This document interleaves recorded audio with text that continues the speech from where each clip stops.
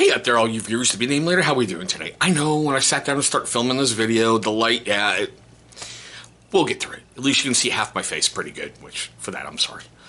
Okay, so today I'm going to talk about something I found in my local gaming store. And with me collecting Games Workshop stuff again, I'm going back and I'm doing Space Marines chapter, I should say the Space Wolves of the Space Marines chapter. Well, you know what I mean. The Space Wolves chapter of the Space Marines. There we go. Whew. I like going through for commander figures, finding different ones. So I found this guy in my local gaming store. The Primaris Captian in Phobos Armour. I'm not quite sure what it is yet. I got to get the other rulebooks in. Remember, I was Generation 2 going into Generation 3 when I was playing.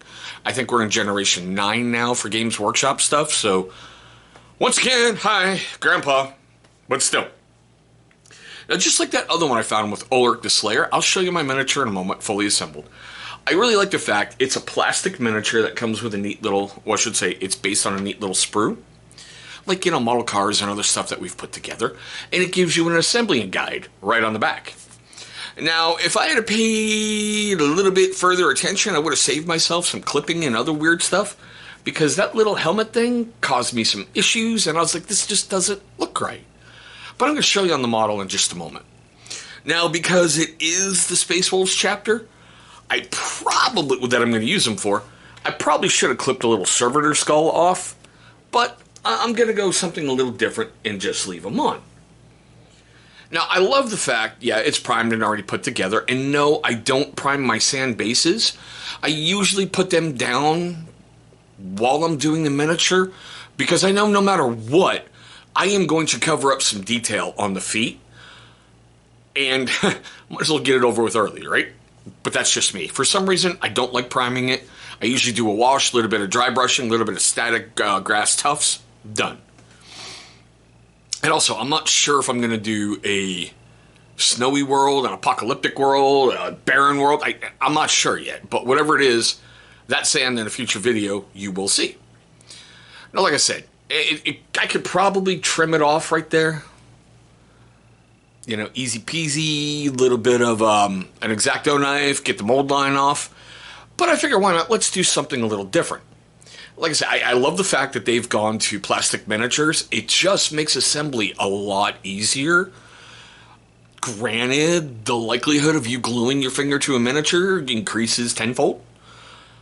I think the cost level on this, because this guy right now on Amazon, he is, as of June 1st, 2022, $32.50 Prime 1 day eligible. I think it's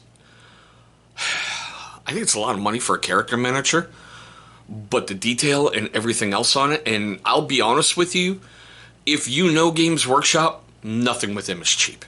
Nothing. I'm having basically heart failure looking at paint costs, but still. Now, like I was talking with the stuff on the back. Okay. This little bit right here. Oh, yeah. It's like the side piece to the cloak that fits right into the helmet. And if you see that belt, it fit nice in a groove that was there. I was kind of in a hurry to get it put together because I really wanted to get paint on it. But of course, my local gaming store doesn't have the paint that I need to do the Space Wolves chapter right now. So I am painstakingly waiting for these pots to arrive. But if I had paid attention, there was a groove on that back. And later on, I took a look at it and went, yeah, none of that's making a lot of sense with it hanging out there. That it's weird. Then I took a closer look at some side parts and some other bits on Games Workshop site, and I went, oh, F me running. Had to bring out the wire clippers, snip, snip, and he is back to his full glory. Now, granted, there's some spots on there that I know I can see with the split in the mold, but that's on me, and I knew I probably should have done green stuff before and everything, but still. I don't know what part he's going to play in my army, but he's going to have something in my army. I just, like I said, I love that character detail. Plus the fact, I know it's probably a bolter round hanging off of there, but I'm sure I can convert that into a tooth somehow. Make it look that way, and it fits right in with the Space Wolf stuff. I know he is with the Ultramarines chapter, which is like the baby face of the Imperium, you know, the goody goody two shoes, buy the book, everything else. And also, well, it came with Ultramarine transfers.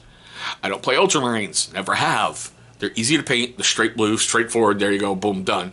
There was just something about Vikings in outer space and power armor and fully automatic weapons that instantly attracted me to the Space Wolves, and I went, I'm in love, we are going to play with these guys.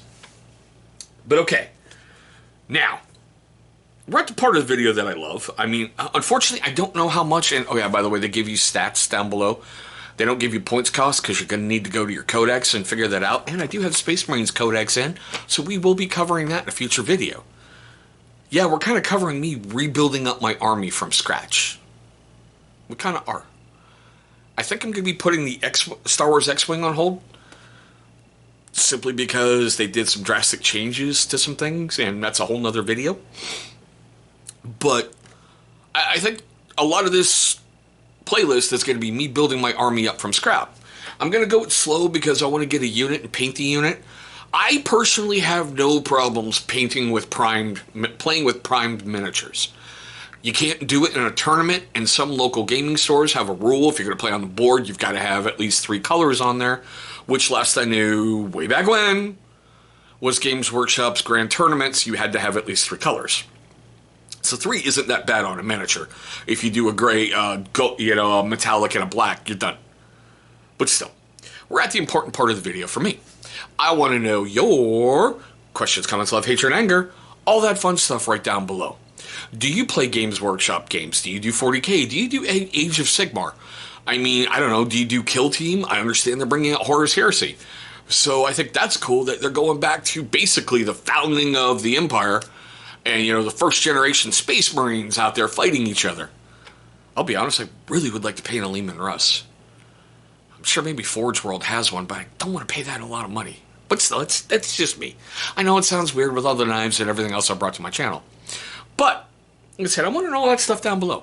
Do you play? I mean, what chapter do you play? You know, what race do you play? Leave me those comments down below. See if we can get a conversation started.